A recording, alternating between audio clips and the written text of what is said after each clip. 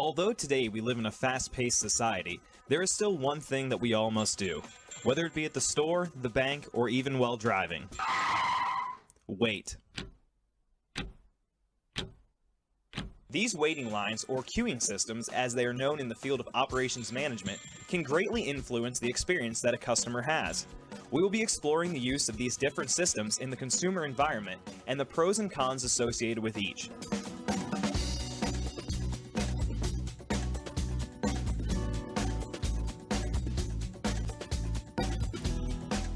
The two systems that consumers are most familiar with and that we will be discussing today are the basic single server system and the multi-server exponential service time model.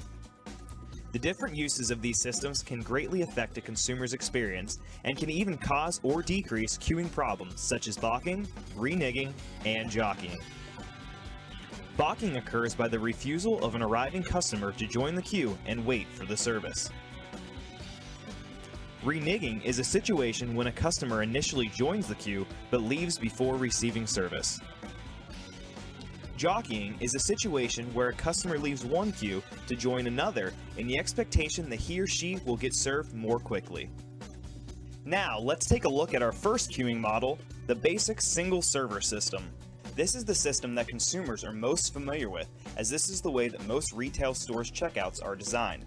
In this system, there is only one server and only one queue. Customers are served in the order that they arrive at the queue on a first-come, first-served basis. Many larger retailers, such as Walmart or Target, operate this type of system, only they use numerous single-server queuing systems. The use of numerous systems can help to cut down on balking and reneging. This is due to the reduced wait time brought about by the use of the multiple systems. However, this type of system can lead to jockeying as customers switch between queues in hopes of being served more quickly.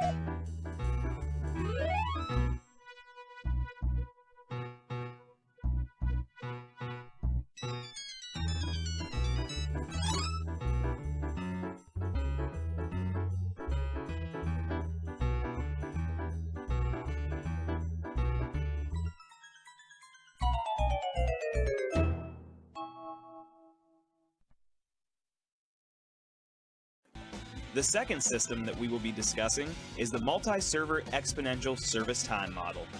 This system is very similar to the first except for one major difference. It utilizes multiple servers within the same queue. Customers wait in a single line. Once they reach the front of the line, the customer proceeds to the next available server. This is the way that most bank lobbies are set up, and even some retail stores such as Best Buy and Borders Books have begun to utilize this system. This system eliminates jockeying by only giving consumers one line to choose. However, it could increase balking and reneging as consumers perceive that the wait will be longer due to the use of only one line. As we have seen from these examples, the way that a customer queuing system is designed can greatly affect a consumer's experience.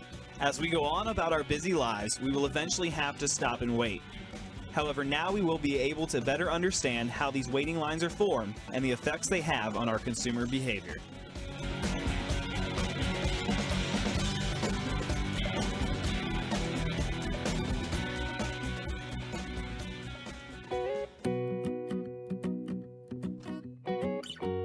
What is waiting line? Waiting line. We face this problem every day. It is a routine in our daily life. For example, we buy a food from fast food restaurant. We need to queue up and wait before we be serving. That's we call waiting line or queuing system. Why we need waiting line model? What is queuing analysis? It is the probabilistic analysis of waiting line. We need a waiting line model to reduce waiting time and provide faster service by increasing service capacity. Single server waiting line system. What is it actually? Single server waiting line system is the simplest form of queuing system, and it will be used to demonstrate the fundamentals of queuing system. The most important factors are the first one, queue discipline, nature of calling population, arrival rate, and service rate.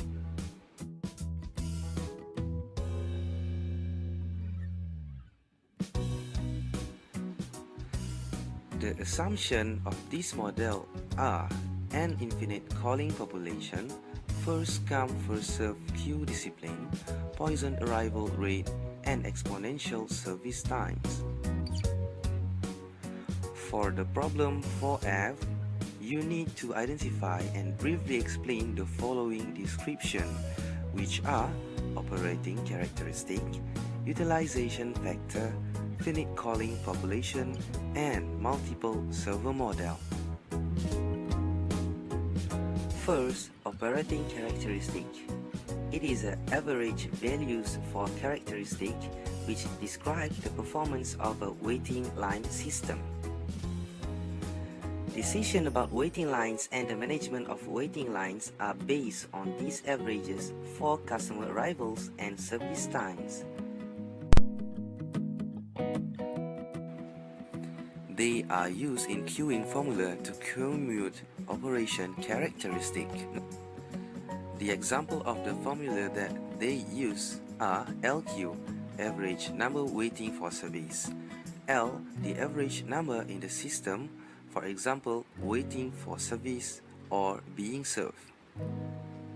Next, P0, the probability of 0 units in the system, P, the system utilization, WQ, the average time customers must wait for service, W, the average time customers spend in the system.